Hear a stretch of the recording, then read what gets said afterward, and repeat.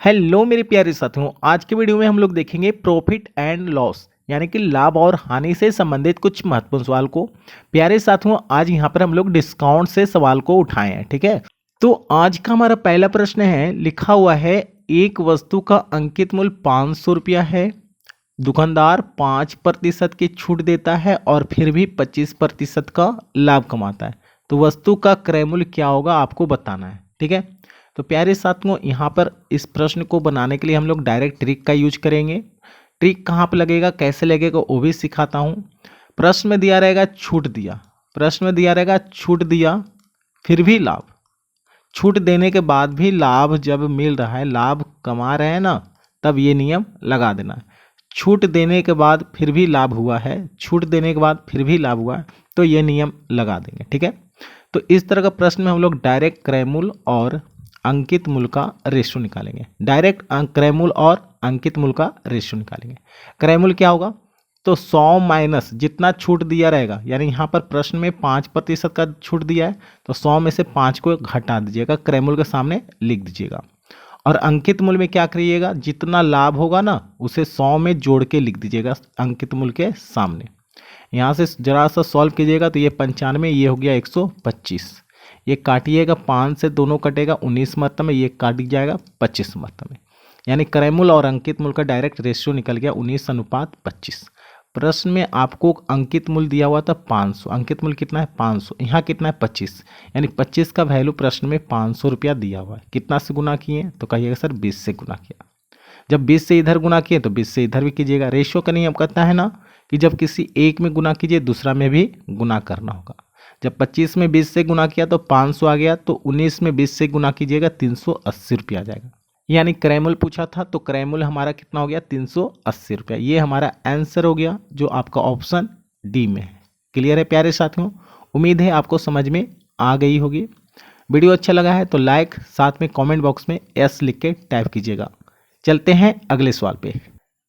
देखो अगला प्रश्न जो हमारा है सेम पिछले वाले प्रश्न की तरह है। लिखा हुआ है कि एक वस्तु का निर्धारित मूल्य 275 रुपया है, एक दुकानदार उस पर 5% का छूट देता है और 4.5% लाभ कमाता है।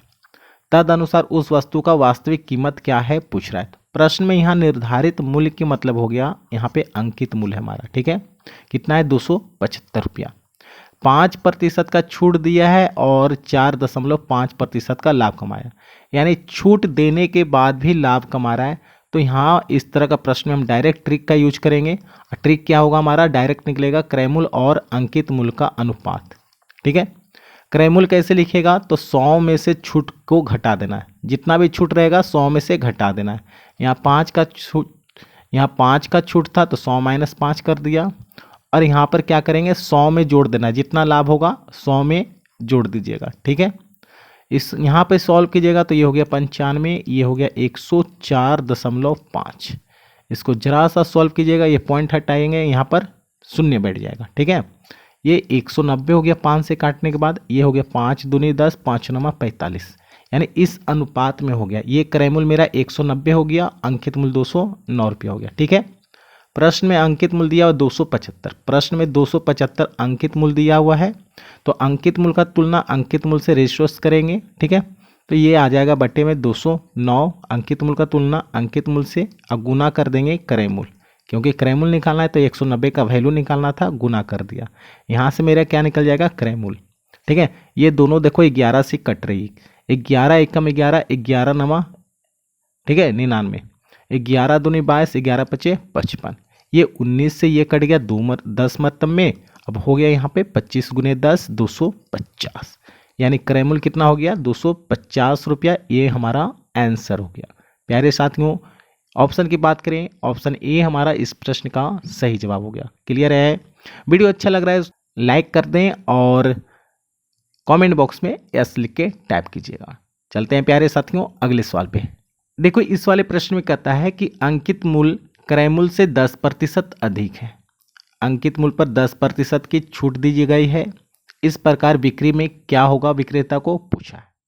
तो इस तरह का प्रश्न को छोटा सा कंसेप्ट लगाना है कि अंकित मूल्य क्रय मूल्य से 10% अधिक रख दिया है, तो मान लेंगे यहाँ पर क्रय मूल्य को 100, क्रय अगर 100 होगा तो अंकित मूल्य कितना हो जाएगा? तो कहिएगा सर 10% ज़्यादा रखा है, तो 100 का 10% 10 होता है, यानी 10 रुपया बढ़ा के लिख दिया, 110 रुपया लिख दिया है। अब क्या किया है, अंकित मूल्य पे 10% का छूट दिया और बेच दिया है, 10% का छूट दिया और बेच दिया है। तो 110 का 10% देखा जाए तो 11 रुपया होता है। ठीक है, 110 का 10% देखा जाए तो 11 होता है। तो 110 में से 11 को घटाइएगा, 99 आ जाएगा, यानी बेचा कितना में है? 99 में। पूरी लेन देन की बात किया जाए तो 100 का सामान था, 100 रुपया क्रय मूल्य था। ठीक है, और बेच रहा है कितना में? 99 में। यानी पूरी लेन देन में देखा जाए तो 1% की हानि हो गई, 1% की हानि हो गया है। यानी ऑप्शन की बात करें तो ऑप्शन सी हमारा इस प्रश्न का राइट आंसर हो गया। क्लियर है? 100 का सामान जब 99 में बेचेगा तो 1 रुपया की हानि हो गया, 1 रुपया का हानि हो गया किस पे? 100 पे। ठीक है, गुने 100, इस तरह से भी कीजिएगा, आंसर आपका उतना ही आएगा। ठीक है, तो ये हमारा आंसर हो गया इस प्रश्न का। प्यारे साथियों, देखते हैं अगले सवाल। प्यारे साथियों, ये प्रश्न आपको जरा सा सोचने पे मजबूर कर देगा। ठीक है, देखो मैं चुटकियों में किस तरह से इसको सॉल्व करता हूँ, आप भी सीखिएगा। लिखा हुआ है, एक दुकानदार ने प्रत्येक साड़ी को उनके अंकित मूल्य पर 5% छूट देकर 266 रुपया में बेच दिया। 5% का छूट दिया और 266 रुपया में बेच दिया है।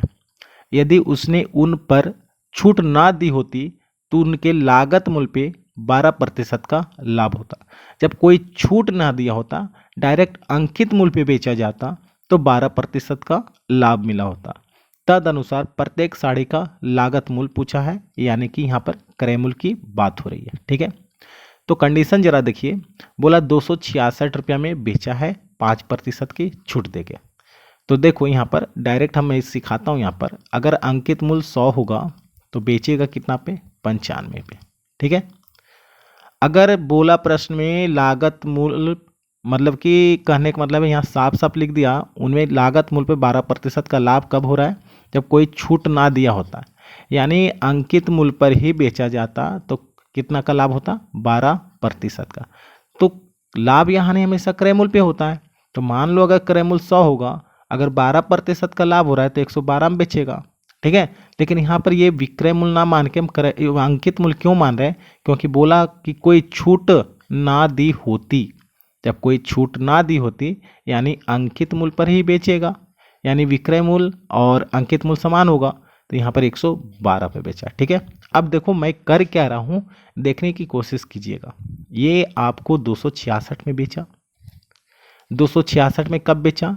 जब 5% का छूट दिया, यानी विक्रय मूल्य ये है। विक्रय मूल्य का तुलना रेशियो से देखा जाए तो विक्रय मूल्य कितना था? 95। तो विक्रय मूल्य का तुलना विक्रय मूल्य से किया, गुने अगर 100 कर दिया तो यहाँ मेरा अंकित मूल्य निकल गया। ये मेरा हो गया अंकित मूल्य। ठीक है, ये मेरा क्या हो गया? अंकित मूल्य हो गया पूरा। अब नीचे से तुलना करेंगे तो अंकित मूल्य का तुलना अंकित मूल्य से करेंगे। यहाँ पे अंकित मूल्य कितना है? 112। तो अंकित मूल्य ऊपर में, 112 नीचे में, क्योंकि अंकित मूल्य का तुलना अंकित मूल्य से किया और गुने निकालना था लागत मूल्य यानी क्रय मूल्य, इसलिए ऊपर में 100 से गुना कीजिएगा। इसको सॉल्व कीजिएगा, हमारा आंसर आ जाएगा। ठीक है, ये काट दीजिए 20 मरतब में, 5 से काट दिया, ये 5 से काट दिया 19 मरतब में, ये 19 से काट दो 14 मरतब में। ठीक है, और ये 14 से कट रहा है, देखो 14 से कट रहा है 8 मरतब में, और ये 4 दूनी, ये 4 से काट दो 25 चौका 100, आइए 2 से काट दो 10, यानी पूरा सॉल्व कीजिएगा। 10 गुने 25 250 रुपया, यानी कि इससे का लागत मूल्य पूछ रहा था, ये मेरा आंसर हो गया 250 रुपया, ऑप्शन डी। क्लियर है प्यारे साथियों? देखो सिर्फ एक लाइन का यूज किया हूँ, पूरा मेरा यहाँ पे बन के तैयार है। ठीक है, तो उम्मीद है आज के वीडियो आपको अच्छा लगा हो। तो प्यारे साथियों, आपको पूरा कंसेप्ट क्लियर हुआ है तो आप मेरे कमेंट बॉक्स में यस लिख के टाइप कीजिएगा। मेरे चैनल पे नए हैं तो चैनल को भी सब्सक्राइब कर लीजिएगा। ठीक है, तो आज के लिए बस इतना ही, फिर मिलेंगे अगले वीडियो में। तब तक के लिए धन्यवाद। जय हिंद, वंदे मातरम।